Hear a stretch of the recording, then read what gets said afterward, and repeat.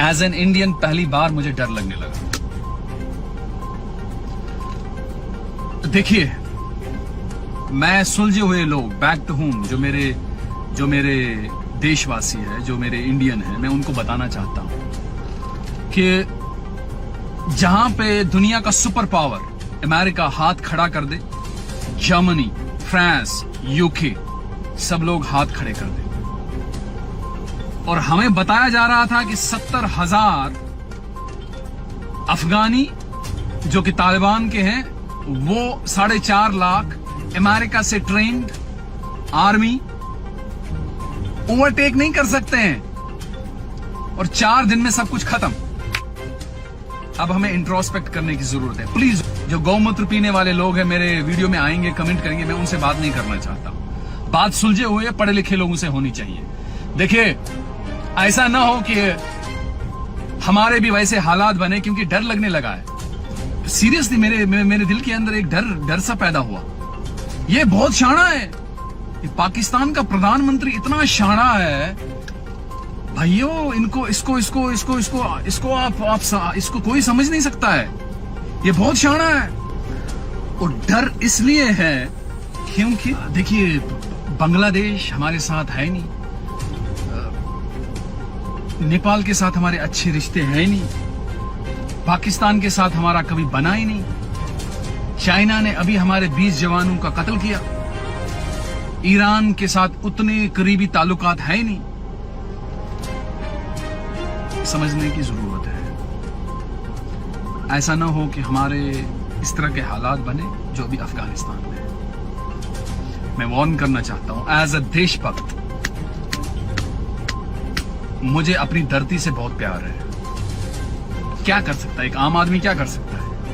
खाली बात बोल सकता है। जिस तरह के हालात बन रहे हैं, जिस तरह के हालात है, और मैं आपको फिर वार्न करता हूं कि ये आदमी जो पाकिस्तान का प्रधानमंत्री, ये बहुत शाना है। ये इतना शाना है, ये कौन सी गेम कब खेलेगा हमें पता नहीं चलेगा। ये बहुत ही शाना है।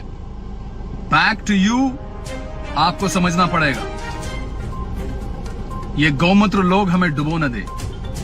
हमें सुलझे हुए पढ़े लिखे लोग विद विजडम के साथ जो सब कुछ बैलेंस कर ले, उसकी अभी जरूरत है। ऐसा ना हो कि लेट हो जाए। सवाल आपसे कर रहा हूं। नरेंद्र मोदी, ये जो तुमने स्टेटमेंट दी है कि मैं 11 दिनों में पाकिस्तान को फतह कर लूंगा, नरेंद्र मोदी, लगता है आपने दुनिया की तारीख पढ़ी नहीं। लगता है आपकी डिग्री जाली थी। ये जो आपने तकब्बर भरा बयान दिया कि मैं 11 दिनों में पाकिस्तान को फतह कर लूंगा, नरेंद्र मोदी, मैं जरा आपको तारीख में पीछे ले जाता हूं। किसी को कहो आपको तारीख दुनिया की बताए। दुनिया की 2 सबसे ताकतवर फौजें, नेपोलियन की फौज और हिटलर की फौज, उन्होंने रूस पे हमला कर दिया। उस वक्त दुनिया की सबसे ताकतवर फौजें थी, उन्होंने हमला किया, और उनके भी जो सरबराह थे, उन्होंने कहा ये चंद हफ्तों की गेम है, हम फतह करके वापस आ जाएंगे। जो रूस की सर्दी से पहले ही हम वापस आ जाएंगे फतह करके। दोनों फौजें रूस की सर्दी के अंदर तबाह हुई,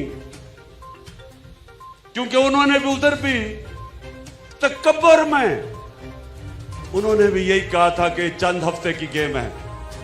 यहां साथ अफगानिस्तान, दुनिया की सबसे ताकतवर फौज, 19 साल से अफगानिस्तान में है।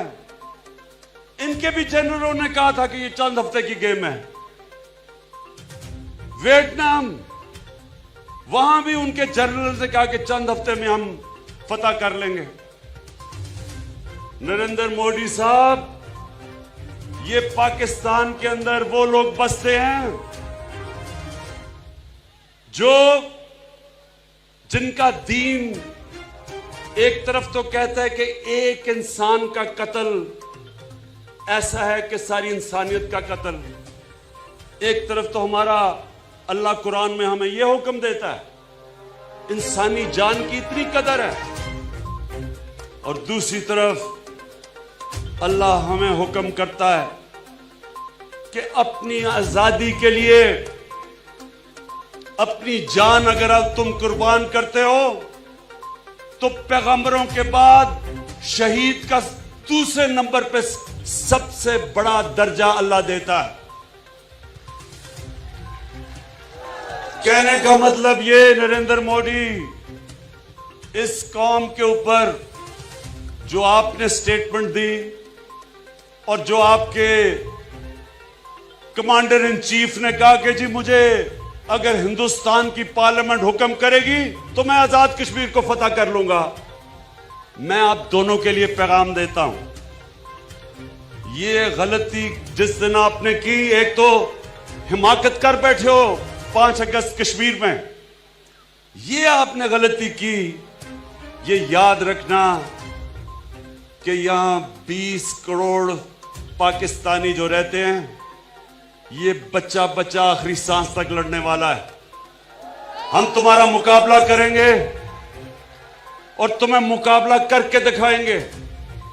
ये जो हमारी पाकिस्तान की फौज है, इसने जो दहशतगर्दी की जंग जीती, बड़ी बड़ी फौजें, ज्यादा हथियार, ज्यादा पैसा, वो उस तरह की दहशतगर्दी के खिलाफ जंग नहीं जीत सके जो हमारी पाकिस्तानी फौज ने जीती है। ये फौज मंजी हुई फौज है, बैटल हार्डेंड है। यहां लोग अल्लाह के अंदर ईमान रखने वाले हैं। अल्लाह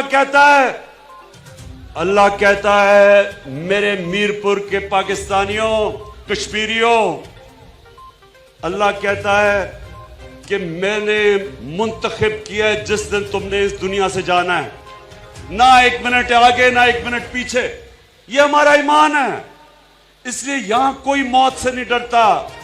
यहां हम किसी किस्म, ये पुरअमन मुल्क है, लेकिन अगर तुम्हें ये देखा कि हिंदुस्तान में पहले तो आपने ये जो कानून बनाए हैं, रजिस्ट्रेशन एक्ट और सिटीजन एक्ट, इसकी वजह से अगर हिंदुस्तान के लोगों के अंदर आपके खिलाफ नफरत बढ़ गई है, लोग आपके सामने खड़े हो गए हैं, मुजाहरे हो रहे हैं, तो अगर आपने इस गलत फहमी में ये समझा कि मैं पाकिस्तान के ऊपर कोई एक्शन लेके अपना हिंदू बेस को ऊपर लेके आऊंगा, मोदी इस गलत फहमी में ना रहना, ये आपकी आखिरी गलती होगी।